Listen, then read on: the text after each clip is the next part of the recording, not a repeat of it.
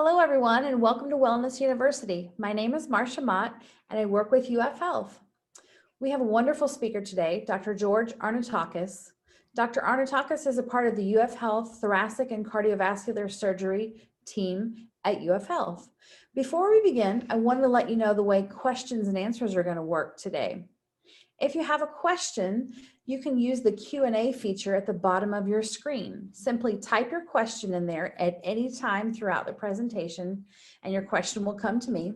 I'll receive those, and at the end of the presentation, I'll go ahead and I'll read those questions aloud. I won't announce your name. No one will know who asked the question. I'll just simply read the question aloud. And so if you have a question at any time, feel free to go ahead and type that in, and we'll take those towards the end of the presentation. We're going to go ahead and get started. As I mentioned today, we have a great speaker, Dr. Arnaoutakis. I'm going to go ahead and turn it over to you from here. Thank you. Great. Thank you, Marcia, for the kind introduction, and thank you all for joining virtually. I'm very glad to be able to do this talk this morning.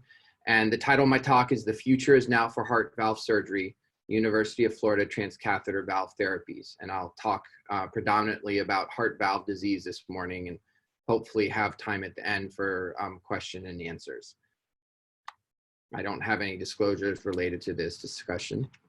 The objectives are to understand the epidemiology and clinical features of aortic stenosis, review the current guidelines for surgical intervention in aortic stenosis, and to describe the evolution in transcatheter valve technologies, identify some aspects and predictors for a successful TAVR procedure, and then I'll go over the contemporary outcomes with TAVR procedures, both nationwide and here at our institution. So just as an overview, I'm going to go over some of the epidemiology and what the clinical features are that are associated with aortic valve problems. What are the indications or the appropriateness for having valve replacement? I'm going to spend a fair amount of time talking about what the transcatheter valve technology is, some of the technical considerations about how we do the procedures, and then again, the outcomes. So let me just start with Dr. Crebier. He is an interventional cardiologist in France. He's credited with not one, but two incredible firsts in treating aortic valve disease. He was the first physician in the world to perform what's called a balloon aortic valvuloplasty, which is where a physician goes in from the groin and inflates a balloon to open up a stenotic or calcified aortic valve. As I said, he was the first person in the world to do this back in 1985. And this procedure was a significant breakthrough and actually led the way to some of the TAVR technology that he later developed. The downside to the procedure, while giving patients lots of relief from aortic stenosis, is it was not very durable, and patients had recurrence of symptoms. Later, in 2002, he was the first physician with his team in France to perform a TAVR implant, and this is a photo of him with the first patient back in 2002. Back in the early 2000s, he was met with a lot of consternation by physicians around the world who thought that this could not be done safely and would not be something that would be adopted widely in practice. And he often writes that he was told many times by other physicians that this is the stupidest idea that they had ever heard. However, he persisted, and this is him winning an important award where he says, as he was given the award, "Don't undertake a project unless it is manifestly important and nearly impossible." And there's no question that transcatheter aortic valve replacement has revolutionized, transformed how we take care of patients with aortic valve and other valve problems. So I'll briefly go over a case. This is an 80-year-old woman who was sent to me with significant shortness of breath. She had had open heart surgery in the past, had COPD or emphysema. PAD stands for blockages in her legs, hypertension, kidney disease, diabetes, and was overweight. Her echo showed that she had severe aortic stenosis. EF stands for ejection fraction. Many of you maybe who have had echoes in the past will have been told what your EF is. And normal is not 100%. Normal is 60 to 65%. So 50% is just slightly below normal. And then this next figure here, mean gradient of 42. Anything over 40 is considered severe. And when we talk about mean gradient, what we talk about is the pressure drop from the heart to downstream from the valve. And so a high pressure gradient signifies a significant obstruction. She also had, as I mentioned, blockages in her legs, and so she didn't have big enough arteries in her pelvis to accommodate the TAVR procedure. Here I'm going to show you, this is what an echo looks like when I look at patients who have valve or heart procedures. And these abbreviations here signify the different chambers of the heart. So hopefully you can see my cursor pointing here. This is the left atrium. This here is the mitral valve. This is the left ventricle, which is really, of the 4 chambers, the main chamber responsible for pumping all the blood flow out to the body. And the blood goes from the left atrium to the ventricle, and then out the aortic valve to go to the aorta and to all the branches in the body. I'm going to play this short video. And right here is where the aortic valve is, where my cursor. And having looked at a lot of these echoes, I can tell that this valve is very thickened, calcified, and not moving normally. Now this is another view. Right here in the center is where the aortic valve is, and this is in a different axis. And when I play the video through, normally with a person who has a normally functioning valve, you see wide open black space in here for the blood to pass. All of this white where my cursor is the significant calcium that is leading to the restriction in the valve. And then this is how we determine these pressure gradients. This is a Doppler from old-fashioned Doppler technology. And we use it as a surrogate to measure the speed of blood passing through the valve. And the analogy I give to my patients in the clinic for aortic stenosis is, imagine a garden hose, and when it's connected to the wall spigot, the water comes out nice and smoothly. But then when you put your thumb over the end of the garden hose, that simulates what's happening with aortic stenosis, and you see the water come out very fast, and that's a fixed obstruction that over time will lead to significant symptoms. So here I'm just showing what some of the normal valve anatomy is for the aortic valve. So typically the aortic valve will consist of 3 leaflets, and they're designated the left, the right, and the non-coronary leaflets. When the valve opens normally, these leaflets are very thin and pliable. They're almost transparent. You can see through them. And the area of the opening is usually between 3 to 4 square centimeters. When a person has a significantly stenotic valve, that opening drops to around 1 square centimeter or even less. Now, a significant number of patients, about 1 in 100, will have technically it's a congenital anomaly called a bicuspid aortic valve. When I do these sessions in person, I like to have a show of hands of how many people either know or have encountered someone who's had a bicuspid valve. It's just so common, 1 in 100 individuals. And even though it's a congenital anomaly technically in the textbooks, I call it a normal variant because it's so common. And what that is a fusion of 2 of these 3 leaflets. And the reason that's important is because of the difference in how the flow dynamics pass through that opening. Patients are more likely to develop problems with their aortic valve in their 40s, 50s, and 60s, rather than in their 70s and 80s if they have a bicuspid valve. It's also a hereditary component. So for individuals who do have a bicuspid valve, it's important for them to know so that their first-degree relatives, particularly children or siblings, can know to get checked out as well.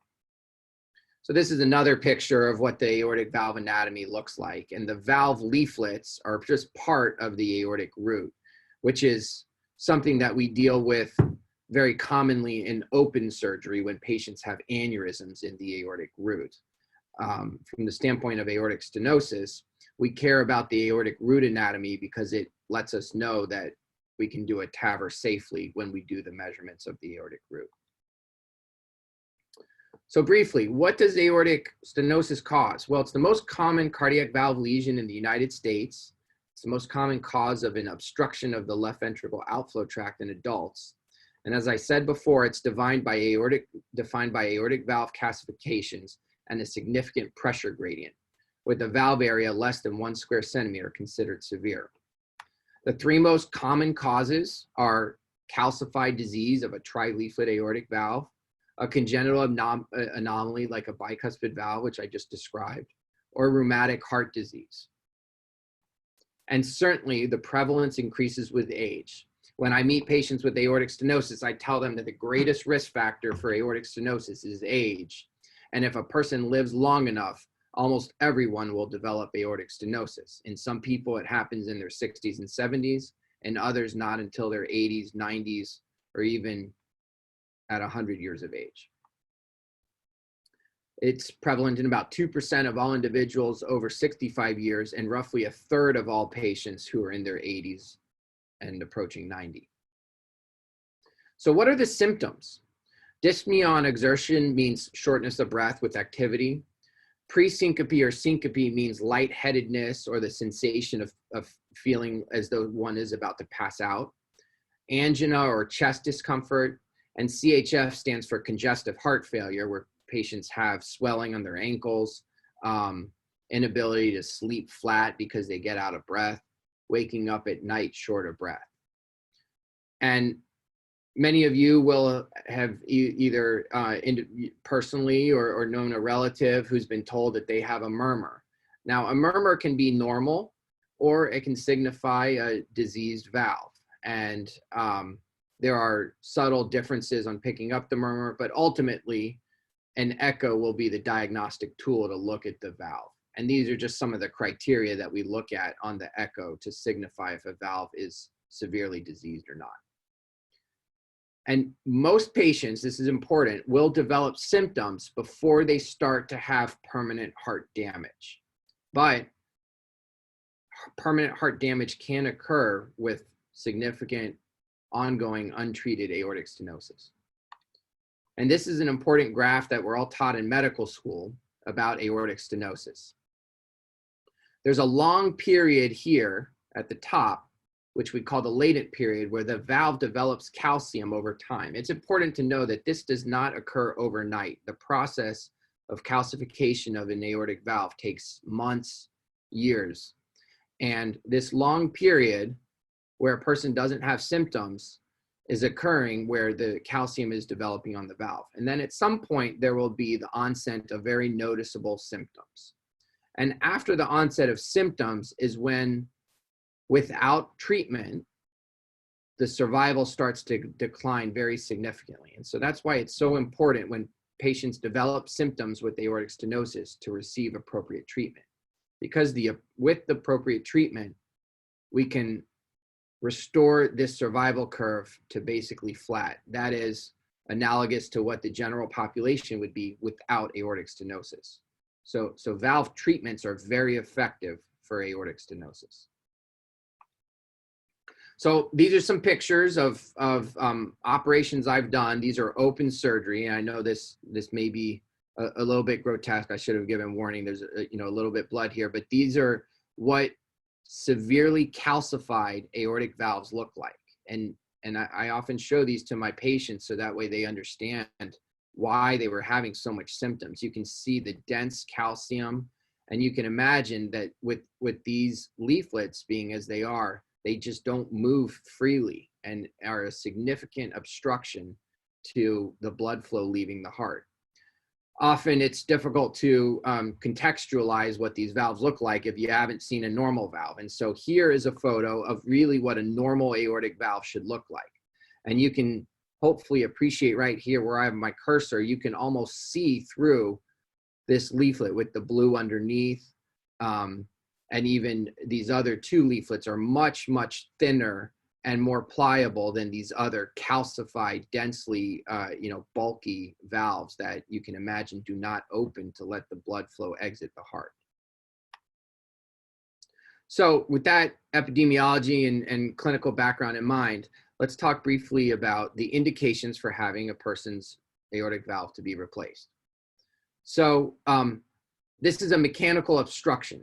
There's unfortunately not really a good medical therapy. There's no medicine that makes this calcium go away. There's no diet that reverses the calcification, unfortunately. I desperately wish that there were, but unfortunately there is not. Patients often ask, well, if I drank a lot of milk when I was younger or take calcium pills, is that where this comes from? It's really totally independent from diet and calcium intake. And this is a degenerative process that occurs over time. And as I said before, will happen in virtually everyone if they live long enough. So the strongest reason to replace an aortic valve is if a person has severe stenosis and symptoms, which I described before, or if they have severely diseased valve and need to have surgery for another reason.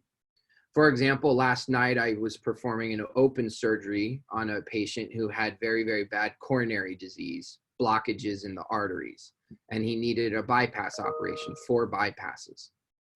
He also had severe aortic stenosis.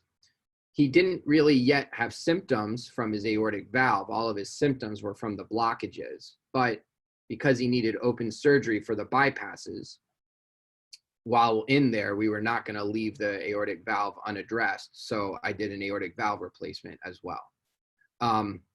Finally, if a person has signs of heart failure, meaning a low ejection fraction, like we had talked about before, even in the absence of symptoms, if there's no other explanation for why the heart function is depressed, that's another reason why a person should have their aortic valve replaced. This has become a little bit more obsolete in recent months, but this has shown what the variables are that go into what we call an STS risk calculator. And the reason this is so important is because up until recently, TAVR was not approved in all individuals. It was only approved by the FDA for patients who were deemed to be high risk for open surgery. And so what we used to have to do, I used to spend a lot of time in my clinic every morning when I would see a patient before going in to meet with them, entering in all these variables into this calculator, because if a person fell below or above such and such of a cutoff, they were not necessarily eligible for a TAVR. But as I'll show you in some of the later slides, recent studies have led to the approval for TAVR in all risk individuals. And so anymore, I don't spend as much time going through this calculator, but it does show some of the variables that go into estimating a person's risk for complications with surgery. So when we talk about TAVR, it's important to compare it to the gold standard for valve replacement and valve disease, which is what we'll use the abbreviation SAVR. It stands for surgical aortic valve replacement. And this is an operation which has been done over 50 years. There are countless, thousands and thousands of studies in the published literature reviewing the outcomes with surgical aortic valve replacement. And it is tried and true, and still in most experts' opinion remains the gold standard treatment for aortic stenosis, and against which all new therapies such as TAVR should be compared and are compared. As many of you will know, surgical aortic valve replacement, open heart surgery, requires access to the heart. What that entails is what's called a sternotomy. Now, patients often think that that means cracking their ribs. It's actually not the ribs. We go through the breastbone right in the center. There are minimally invasive approaches. One of the ways I was trained in Philadelphia at the University of Pennsylvania was a small incision at the very top of the sternum. There are other approaches off to the side. And these have really been quite refined such that cosmetically a person has a barely noticeable scar. But it still does, as this second bullet point shows, require the heart-lung machine and stopping the heart to take out the old valve. And it does require about a 2-month period of what we call sternal precautions to let the breastbone heal. That incision heals very well, and the risk of having some complication related to that healing is less than 1%. But nevertheless, it does require, a couple-month recovery. One of the big advantages to surgical aortic valve replacement is, as I said, there are countless, thousands of papers evaluating the durability of all of the generations of the surgical valves. And there are different companies that manufacture different valves. This picture up here is of one of the surgical aortic valves. This is by a company called Edwards. And this is their newest generation valve that is prepared with an anti-calcification agent, which hopefully will lead this valve to last in the ballpark of 20 years. The current generation that's most commonly used, I quote patients, should last 12 to 15 years. Now that's on average, and I've seen many patients where I've met them and their valve is worn out 18, 19 years after the fact from their first operation. But on occasion, they do wear out before 12 years as well. Nevertheless, I do counsel patients with really high degree of confidence that 12 to 15 years is a very, very realistic expectation about how long a surgical valve should last. The other thing that comes up is when you do surgery for an aortic valve replacement, you go on the heart-lung machine, you stop the heart, I cut out the old valve, I sew in a new valve, I start the heart back up again, and I confirm with echo that the new valve is in, it's working well, there's no leak around it. Paravalvular leak is one of the concerns that does come up with TAVR because we're not suturing in the TAVR valve, which I'll show you in an illustration in just a couple moments. But with surgery, there's very low rates of paravalvular leak. And finally, patients younger than 65 often benefit from a mechanical valve. And the advantages of a mechanical valve are that they last theoretically forever and avoid the need for any kind of a future procedure. They do require blood thinners such as Coumadin, or currently we here at UF are in a trial to evaluate the use of one of the newer blood thinners, which some of you may be familiar with, called Xarelto, which is often used to treat atrial fibrillation. But we are now part of a nationwide trial to evaluate the use of Xarelto instead of Coumadin, which offers a lot of advantages for patients in terms of not having to have their blood checked regularly, not worrying about dietary interactions with Coumadin. And so this is really holds a lot of promise for the future of mechanical valves. And a relatively low pacemaker rate with surgical valve replacement of around 2%. One of the concerns, as I mentioned, is that the valves can degenerate, the biologic valves, and that doesn't really happen with the mechanical valves. And so that's one of the appeals of a mechanical valve, especially in younger individuals. These are a couple of pictures from an article showing what these valves look like over time. They develop a lot of the same calcium that I had shown you on the earlier slides of a person's native aortic valves.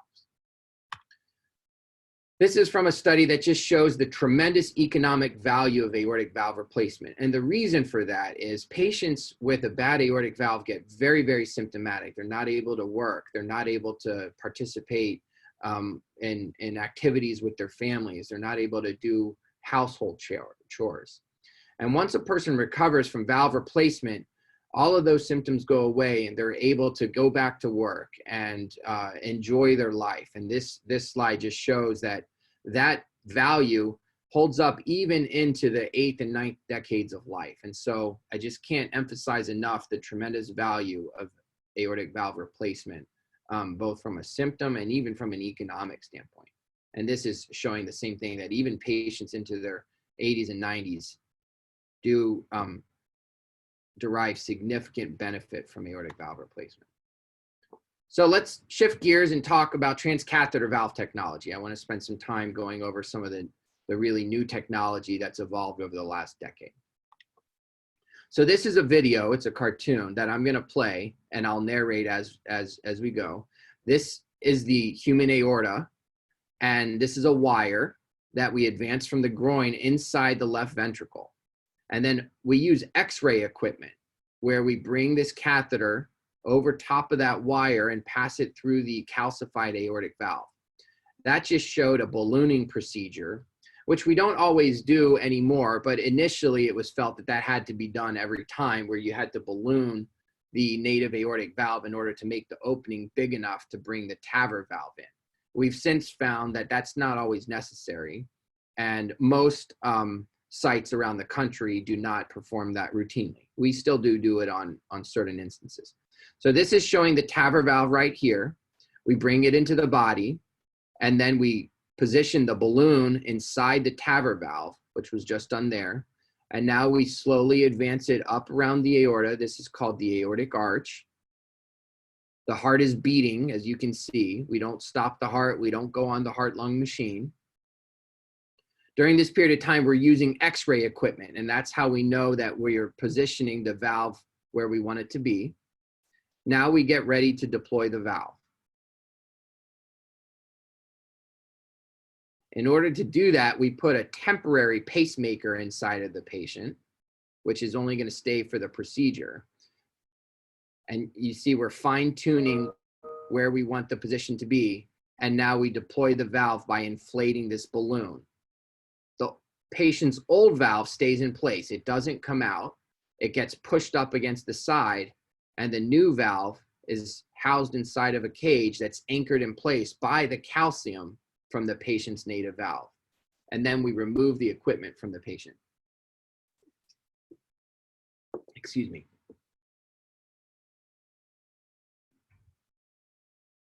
And this is showing the new valve leaflets here opening and closing with each heartbeat. And you can see a wide open orifice.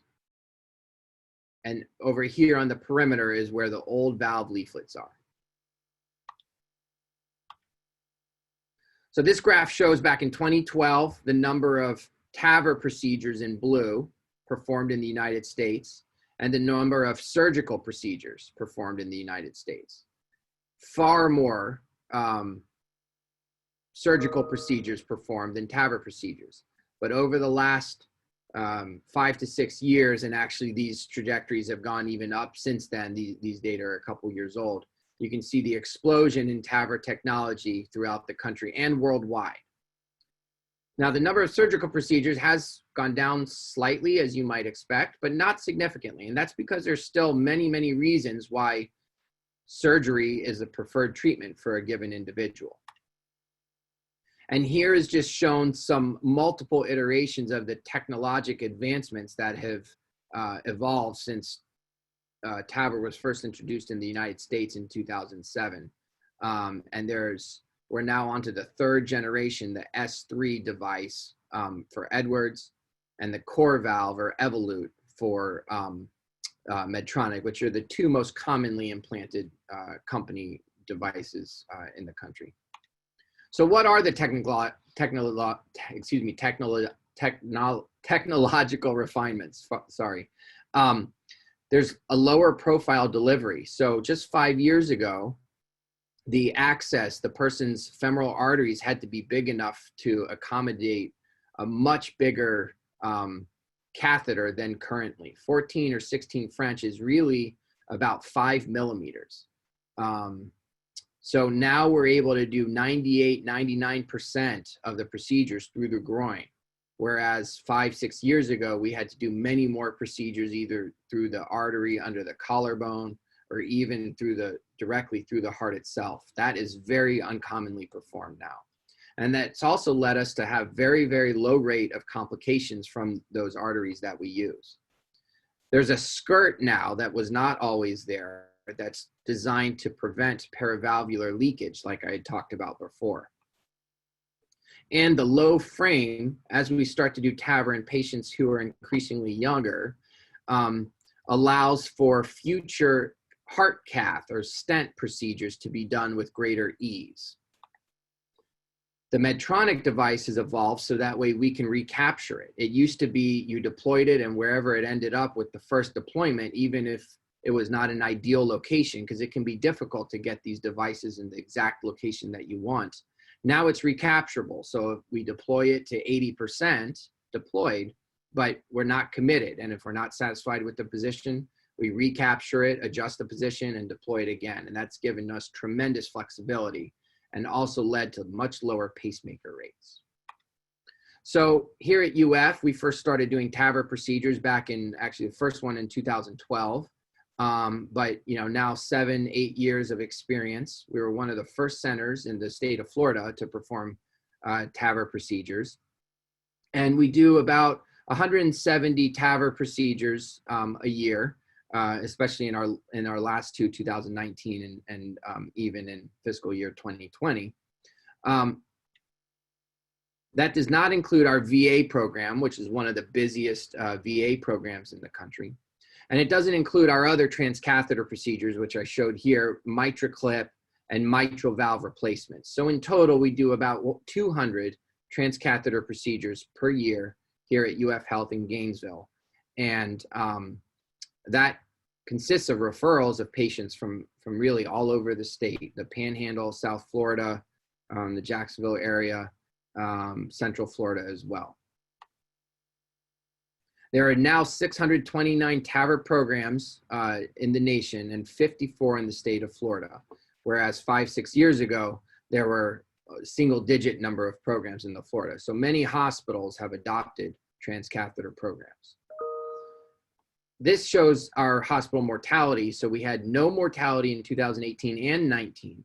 Back in 2013, 14, in our earlier experience, the mortality rates were slightly higher, and that was because the patients who were undergoing TAVR were, in general, had a lot more comorbidities and higher risk. This shows what our observed mortality would be over what the predicted mortality would be based on the risk profile of our patients. And you can see the green bars are lower than the blue bars in every year. And in 2018, the green bar was 0. And so from an observed to what would be predicted, we're doing a very good job, we think. This shows our length of stay. Currently, the average length of stay is approximately 2 days after TAVR procedure. Again, back in 2013, when our program was first starting, it was about a week. And we've been able to shorten that length of stay for a variety of reasons, most of which is that we complete all the testing and make sure a person is optimized and ready for the TAVR procedure. They come in, they have the TAVR procedure, and then we get them out of bed and walking the next day. I'll talk about our anesthesia practice, which has also changed since I arrived at UF about 4 years ago. And I'll talk about that in a moment, which I think has also led to our reduction in length of stay. And you can see here, 90% of patients in 2018, the same figure in 2019, go directly home, don't need to go to rehab or any other kind of additional facility after their TAVR. So what have we changed in our program? So as I mentioned before, we don't do the ballooning except when absolutely necessary. And we've published our experience on this here. As you can see the citation at the bottom. A big thing that we changed when I came about 4 years ago was we used to do all of these procedures with general anesthesia. And while that is very safe, and many programs still do use general anesthesia routinely, and we do on occasion when we think it's necessary, but that's probably 5% or fewer of all of our cases. Avoiding general anesthesia has lots of benefits. Many patients see significant appeal in being able to avoid a general anesthesia. Patients are sedated, and we give numbing medicine in the groin, and we've been able to do this very effectively without using general anesthesia. And then we have fast track protocols in our ICU, as I said, to get patients out of bed and eating and on all of their home medications, so that way they're ready to go home the next day. And this just shows the percentage of patients who are undergoing transcatheter procedures with conscious sedation. And these are from a few years ago, but you can see the trajectory of these bar curves going in the upward direction. And this is just a chart that shows also lower mortality risk if a patient has a TAVR procedure with conscious sedation over general anesthesia. So when I'm considering someone for a TAVR, what are the technical considerations that we need to evaluate? Well, number one, we need to size the valve. And if any of you have had a relative or you yourselves undergone any kind of an evaluation for a valve problem, we often get what's called a TAVR CTA, and that's a CAT scan that's specific protocol to do measurements for a TAVR. And what that does is lets us determine what size TAVR valve to use. When we do open surgery and cut out the valve, we're able to use a sizer that I put in there, and it sizes to such and such number, let's say a 23 millimeter valve, and then they go take a 23 millimeter valve off the shelf and it's sterile. and then take it out and I sew it in place. You can't do that for TAVR. The CAT scan in advance is our roadmap on what size valve to select. It also lets us know that the vessels, the arteries in the pelvis, are big enough to accommodate the equipment like I had shown in the video. You can see these numbers here, and the number that we look at is it has to be bigger than 5 millimeters. So what about patients with bicuspid aortic valves? I'd be curious maybe in the question and answer session to hear from many of you if any of you have familiarity or a relative who has a bicuspid aortic valve. As I said, it's very common. Well, patients, because of the unusual anatomy of the bicuspid valve, patients with bicuspid valves were excluded from all of the major trials that were used to determine FDA approval for TAVR. And that's because the anatomy makes doing TAVR trickier. There's concern for greater leak around the valve. There's concern for having a problem with blocking off one of the coronary arteries. And because patients with bicuspid valves have very, very dense calcium, there's concern for having a rupture when you inflate the high pressure balloon. Nevertheless, we have significant experience here in Gainesville treating patients with TAVR with bicuspid valves. And this is some illustrations from an article that I and my colleagues wrote a couple years ago. At the time, this was one of the first publications in the entire world, actually, describing experience using TAVR in patients with bicuspid valves. Since that time, in just a short span, 2 years, there's numerous additional publications, and physicians around the world are gaining more and more experience with bicuspid valve and TAVR. But we were, very happy to be one of the leaders in that area. This is a study that just shows that bicuspid valve TAVR can be done safely. There's a slightly higher risk of stroke, still relatively low, and that's because of the calcium in the bicuspid valve. So what about a person who's had a prior aortic valve replacement and that has worn out? And let's say the prior valve was not a really, really big valve. It was maybe an appropriate size valve, but then when you go to put a new TAVR inside of their old surgery valve, there's a lot of hardware in place. So one of the things that can be done is we put a new TAVR valve inside, and then we inflate a high pressure balloon in order to crack the ring on that old surgery valve and get a very, very good functioning new TAVR valve. And so there have been studies that have looked at this, and that leads to really significantly better performance of the TAVR valve. And this is a procedure that we have a lot of experience with here, and it's a way to get an individual who has a small surgery valve and that's run its course, a good functioning TAVR valve. And that requires a balloon fracture procedure where we crack the ring, which you can see here, of the old surgery valve. Now, this is not FDA approved, so I have to disclose that this is not an approved procedure by the FDA, because this is for a person who has no calcium on their aortic valve, but only a leaky aortic valve. And as I showed, the calcium of the aortic valve serves as the scaffold to keep the TAVR valve in place. Nevertheless, it can be done. It's tricky, and I reserve this only in the highest of risk patients who I do not think are appropriate candidates for open surgery. This is a video showing us deploying a TAVR valve in a person who has no calcium and purely a leaky valve. And we were able to get an excellent result in this instance. So as I said before, initially, TAVR was only approved in higher risk patients, in extreme risk patients, intermediate risk patients. Now the latest trials, which were published a year or two ago in low-risk patients, showed very favorable results with TAVR. And because of that, the FDA has now approved TAVR in low, intermediate, and high-risk individuals. And the low-risk trial is, called the Partner 3 trial.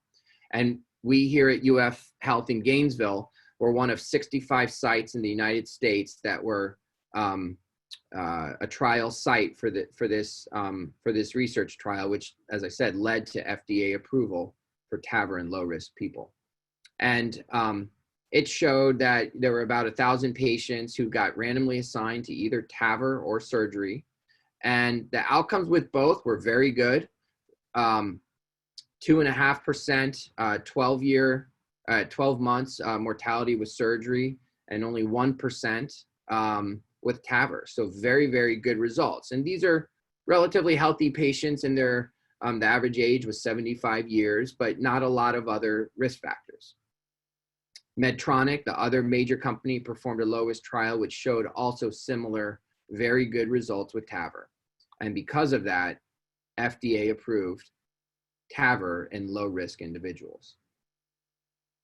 So because of that, TAVR should be a considered therapy in even low-risk surgical patients.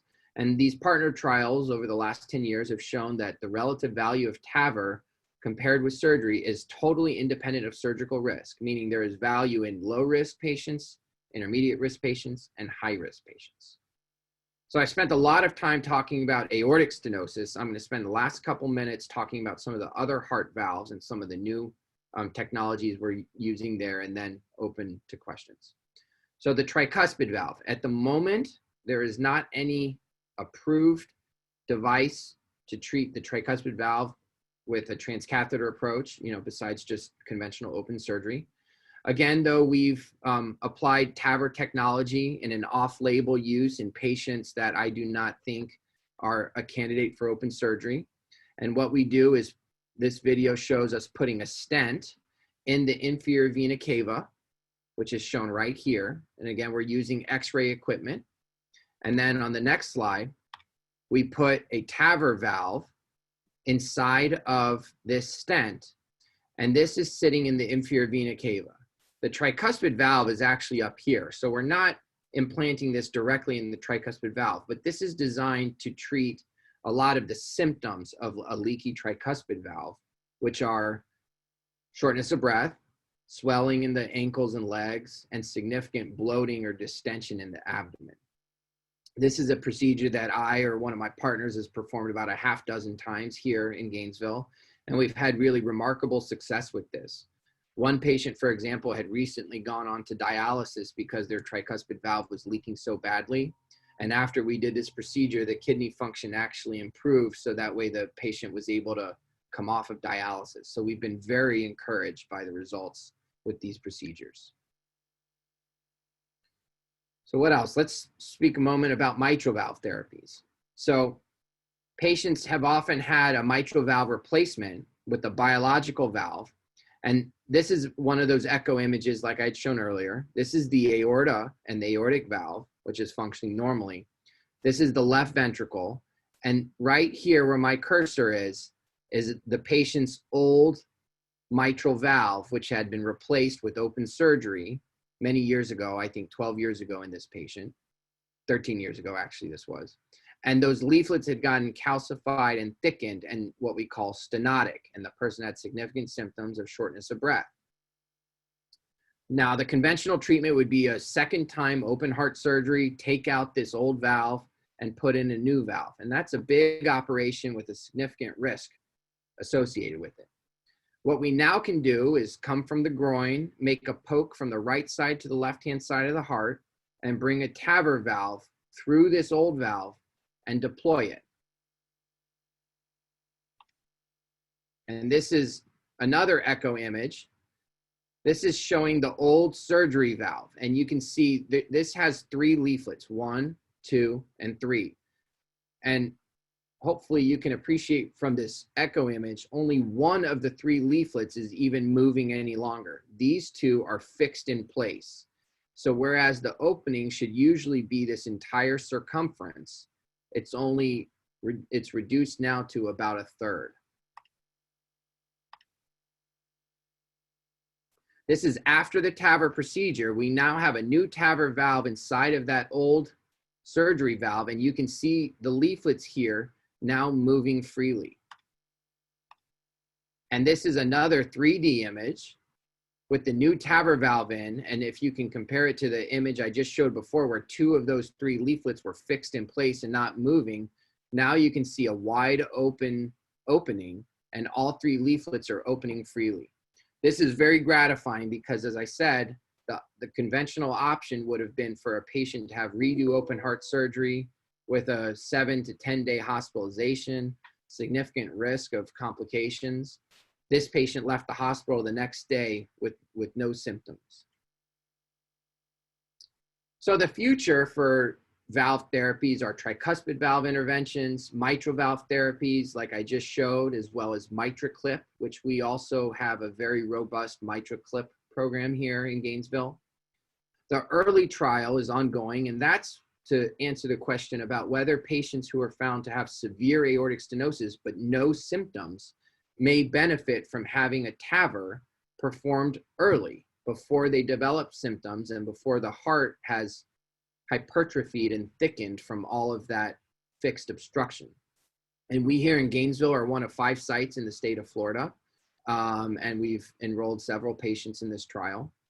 Finally, because of the remarkable explosion in transcatheter technology over the last 5 to 10 years, every period of time, the American Heart Association and the American College of Cardiology issue what are called heart valve guidelines. And it's a long document for both patients, but predominantly physicians, to use as a guide for treating patients with heart valve disease.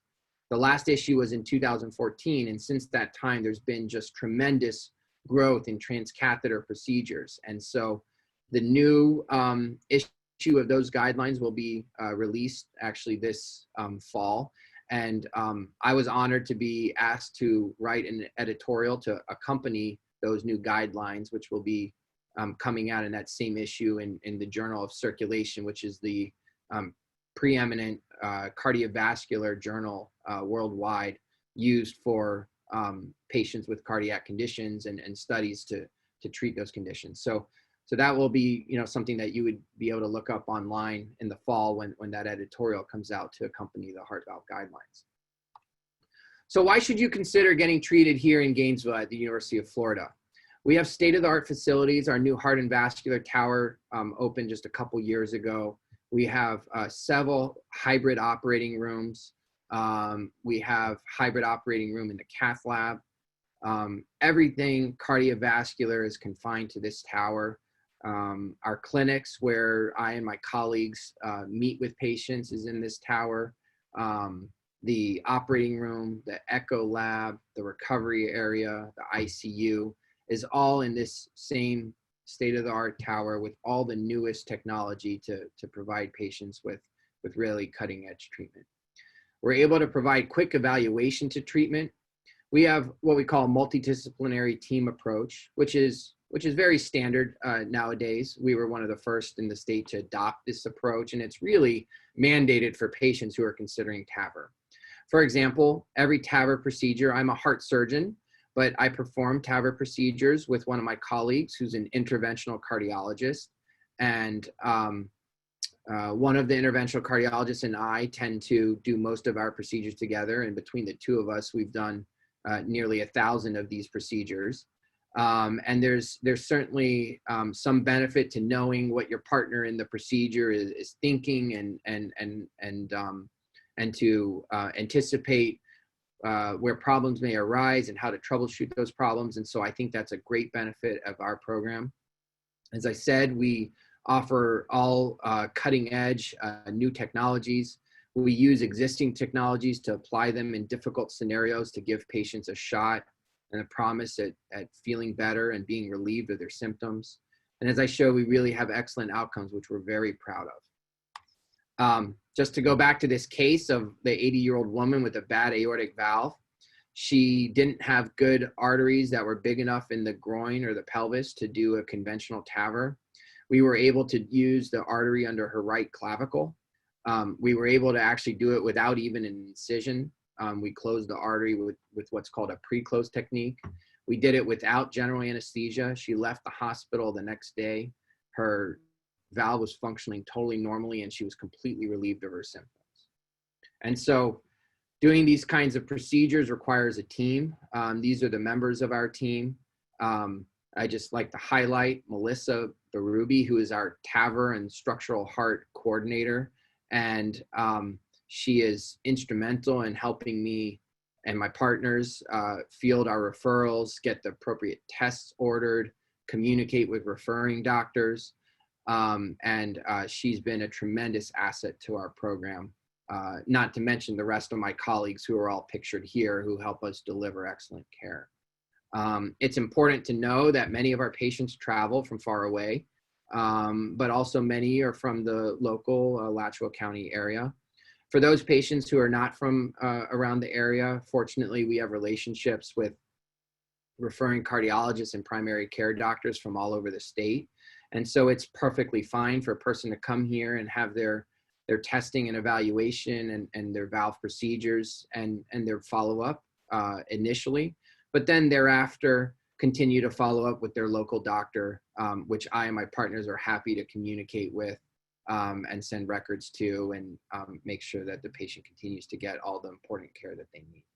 So I'll end here. Hopefully I've left a little time for questions and a discussion. And I really appreciate all of your attention and, in this new age of performing these talks virtually, I hope the technology was smooth for all of you. And again, I just can't thank you enough for your attention this morning. All right, thank you. That was a great presentation. We're going to go ahead and we're going to take some questions now. Let me switch this back. One of our first questions that we have here is, will a defective heart valve cause circulation issues in extremities, especially fluid buildup in the legs? That's a great question. Patients often ask about who have concomitant arterial blockage in the legs, whether fixing the heart valve will improve the blood flow to the legs.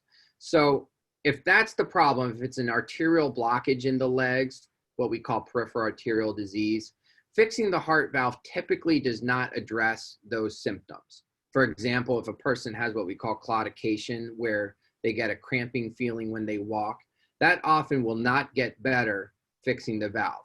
Now, it is important to know that fixing a bad heart valve will lessen their risk for additional procedures so that a vascular surgeon, for example, could then fix the blockage in the legs. Now, if when you refer to circulation, you're talking about swelling, then yes, many times the explanation for the swelling is the bad heart valve.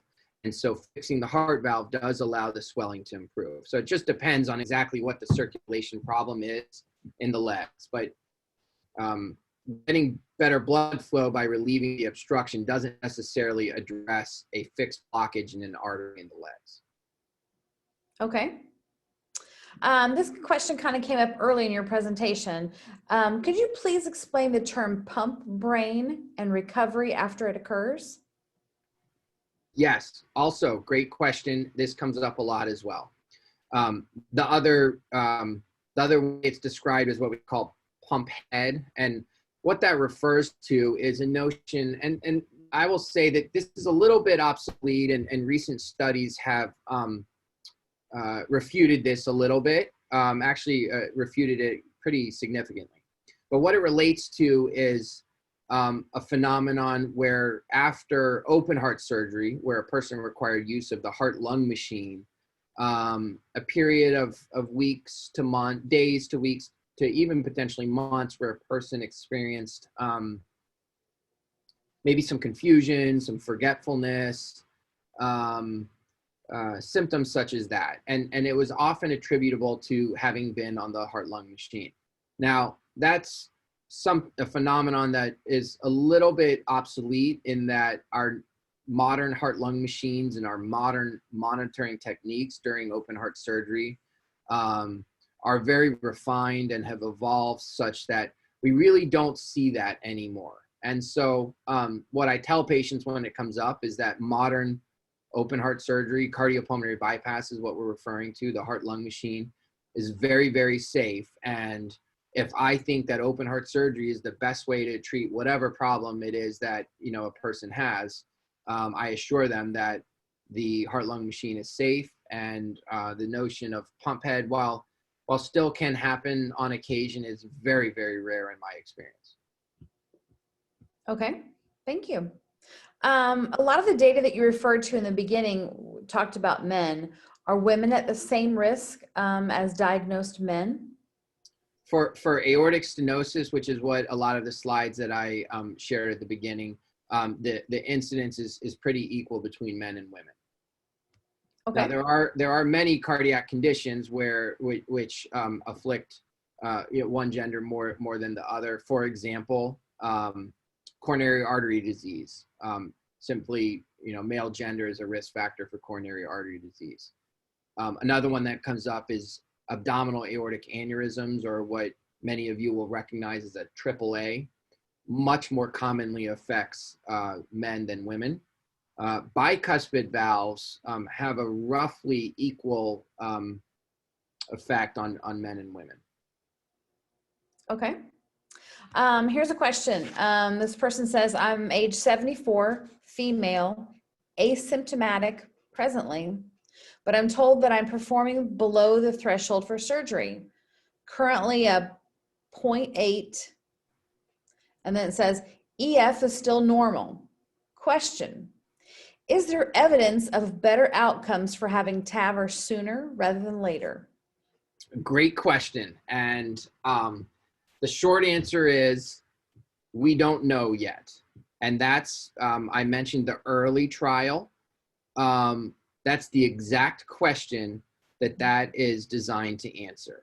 In my heart of hearts, I think that the outcomes will be favorable, meaning, just as you alluded to, fixing things early before I have symptoms will lead to less hypertrophy or less thickening of the heart, which leads to heart failure long term. And that's the whole rationale for the trial. TAVR is very safe, but it's not just taking a pill, which might have a side effect of some nausea or diarrhea. It is an invasive procedure that has a 1% risk of stroke, a 5 to 6% risk of a pacemaker. And so it's very important before we start performing TAVR in all patients who have severe aortic stenosis, which the number you mentioned does sound in the severe range, that be supported by data. And so that's the exact purpose of this trial. As I said, there's 60 some odd hospitals around the country that are in this trial. We're one of them in the state of Florida. And I think it's a very, very important question that you raised that we just truly don't know the answer to yet. I believe it will be positive. And the only way for a person really technically to get treated for asymptomatic severe aortic stenosis really technically should be in the confines of this trial, because it's not really an indication at the moment, and if an individual is asymptomatic. So if that's something that you or anyone on the webinar would be interested in learning more about, I'd be happy to speak with you all separately or in consultation in the clinic and provide more information about that, because I do think it is something very important for people to consider. I can send that out in the follow-up information. Absolutely. If you're interested in one of these trials. I think it's a very, very important question. Yeah, sounds like it. Okay, another question. This might be off topic, but do you know if the UF Veterinary School is doing any cutting-edge treatments for dogs with degenerative valve disease? As a dog lover myself, I do know that UF does have an open heart surgery program in the veterinary school, which was just recently started. I do not know the scope of the procedures yet, but I can find out and get you more information. Okay. Yeah, they have a great program over there. They've saved a pet or two in our lives. So yeah. Okay, another question. I'm a healthy, active 70-year-old female diagnosed with regurgitation of aortic valve. The only symptom is high blood pressure. Would I be a candidate for TAVR valve or other procedure? And also, what symptoms would indicate surgery? Great question also. So aortic regurgitation is the other way it's referred to as aortic insufficiency, and that's where the valve leaks rather than being calcified. Typically, high blood pressure would not be a symptom necessarily related to that leaky valve that would prompt a lot of concern for me, in evaluating a person with a leaky aortic valve. The typical symptoms are many of the same symptoms that go along with what we call heart failure, which would be shortness of breath with activity, swelling on the ankles, not being able to lie flat at night when sleeping. Now, the important thing about aortic insufficiency as opposed to aortic stenosis is oftentimes the heart will dilate, and that will lead to compromised heart function even before the onset of symptoms. And that can be irreversible if not caught in time. So if I see signs that the heart is dilating or not functioning normally, even if a person really has no symptoms or as you suggested, maybe just high blood pressure, that would be something that I would be very careful to look carefully at on the echo. And if I saw signs of some early heart dysfunction, I would recommend treatment. Aortic insufficiency or regurgitation is not traditionally treated with TAVR. As I mentioned in the slides, on rare occasion in a person who is too high risk for surgery, I have done the TAVR because that was their only option. The reasons it's not done, I didn't show this in the slides, but the TAVR valve has to anchor in calcium. And the risk if you do it in insufficiency when there is no calcium is that the valve will migrate either into the heart or out of the heart, out of position. And that can be a very, very difficult problem to fix and may even require conversion to emergency open heart surgery. So for that reason, the current technology is not really best designed for a leaky aortic valve, and typically would be treated with conventional open heart surgery, which again has excellent outcomes in a person who has a leaky valve. As I said, even without symptoms, if there's signs of dysfunction of the heart, that would be at the very least a reason to very closely watch things, and if the dysfunction is starting to progress, intervene before permanent damage occurs. Okay. Here's another little bit of a tricky question. My daughter is age 50 and has an aneurysm on the ascending bicuspid, and then it says AV. An aneurysm is 4.7 and the same for the last 4 years. Doctors plan to do repair when it's 5 centimeters.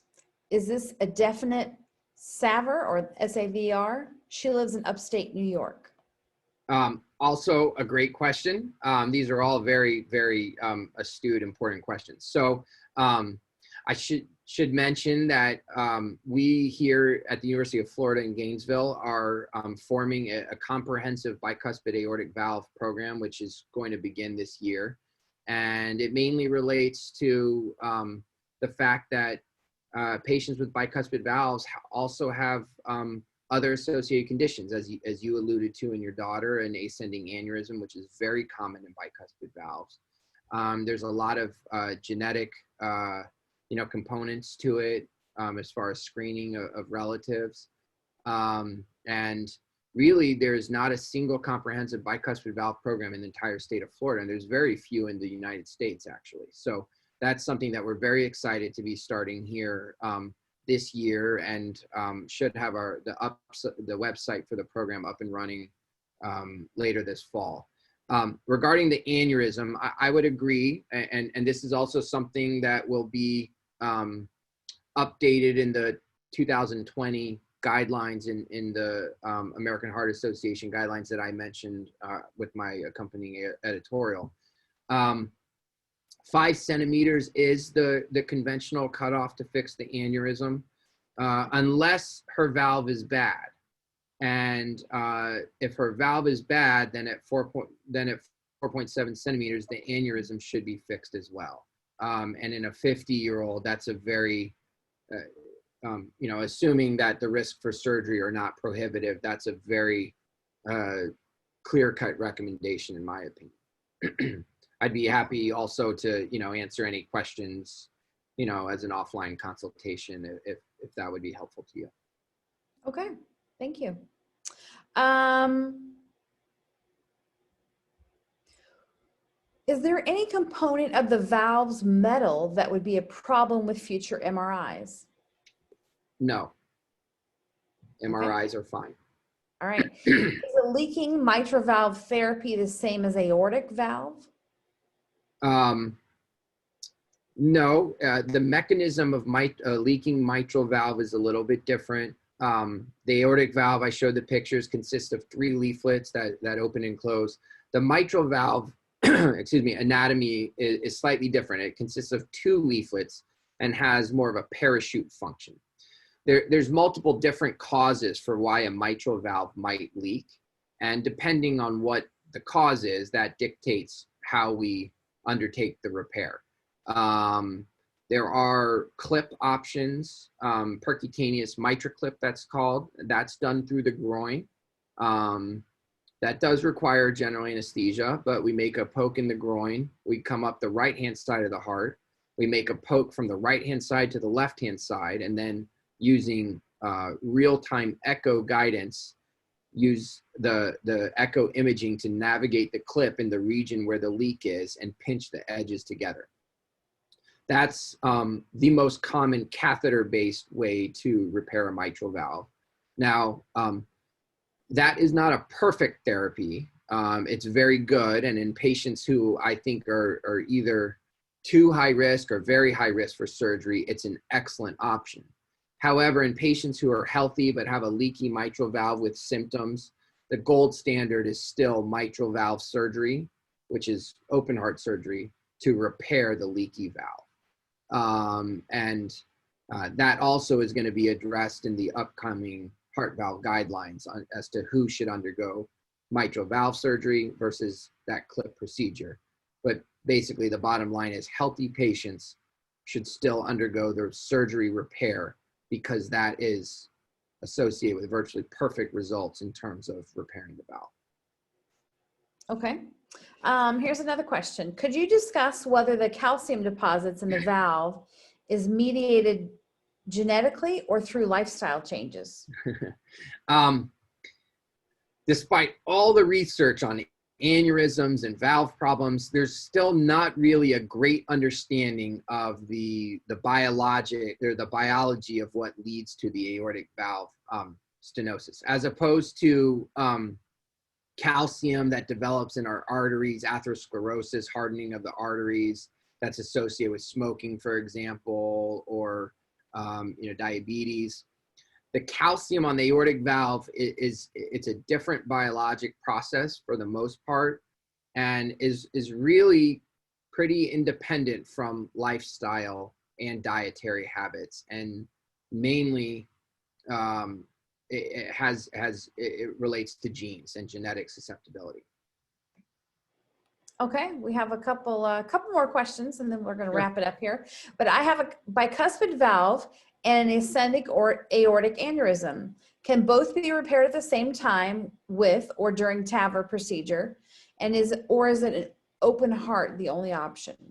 So for the moment, there is no way to repair an ascending aneurysm without open surgery. So in a person who has a bad bicuspid valve that's causing symptoms or weakening of the heart, whether it be leaky or calcified, the current standard of care is to replace the valve and to fix the aneurysm at the same time, no question. Now in the future, and I don't have a good idea of when, but probably in the next decade, there will be technology. Many of you will have heard of stent grafts for aneurysms. For example, abdominal AAAs are often treated with stent grafts.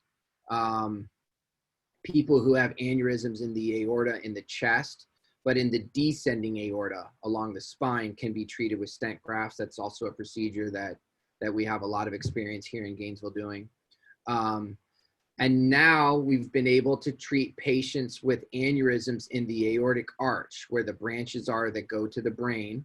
But that is still in the very, very early phase. For example, there's a technology called dual branch, which lets us treat aneurysms in the aortic arch with a stent graft. Now that is what we call in an early feasibility phase. So that is, it's not FDA approved yet. There are 10 hospitals in the United States that have access to this research trial. They are Massachusetts General Hospital through Harvard, Columbia University, University of Pennsylvania, the Cleveland Clinic, to name a few of them. We are one of the 10. We're the only one in the state of Florida. And actually, my brother, who's one of the vascular surgeons, and I did 2 of the first 16 implants in the entire country with that device. But that's of the arch, where most patients who have a bicuspid valve, their aneurysm is in the ascending aorta, which you alluded to. And still there is no even early feasibility trial for a stent in the ascending aorta.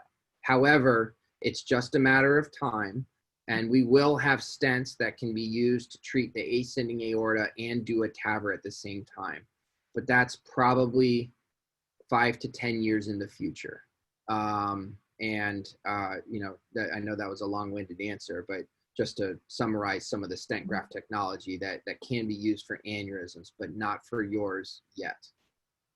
Okay. Yeah, it's amazing how long some of that stuff takes to get to where it's ready to be used.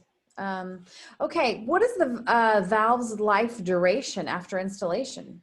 So for surgery, I quote my patients, average 12 to 15 years with the conventional gold standard surgery valve. Now for TAVR valves, that's a harder answer because TAVR hasn't been around as long. And so the data are still accumulating on how long the TAVR valves will last. TAVR, as I said, you know, was first done in France and was more widely adopted in Europe a few years before the United States. So there is some literature from Europe that TAVR valves should reasonably last 5 years. That doesn't seem like very long for a lot of people, especially younger people who are healthier and, you know, want a valve that's going to last 15 years, 20 years. And that's where some of the appeal of mechanical valves and the surgery biological valves comes about. Having said that, the TAVR technology has been refined and evolved at a very fast rate over the last 5-6 years. And I think it's going to continue to evolve such that the TAVR valves will last longer. I think that there are some newer studies showing 8 years. So I tell patients between 5 and 10 years, they should reasonably expect a TAVR valve to last. I have scarcely seen a TAVR valve that's worn out sooner than 5 years, but I have seen that on occasion, but that's pretty rare. Okay. What is the working time for the valve that's inserted? I assume that means how quickly do you take them off this and get things going? So it works immediately once it's in. Okay. It takes over the function of either with surgery or with TAVR. The new valve is in and it starts working right away. Wow. Okay.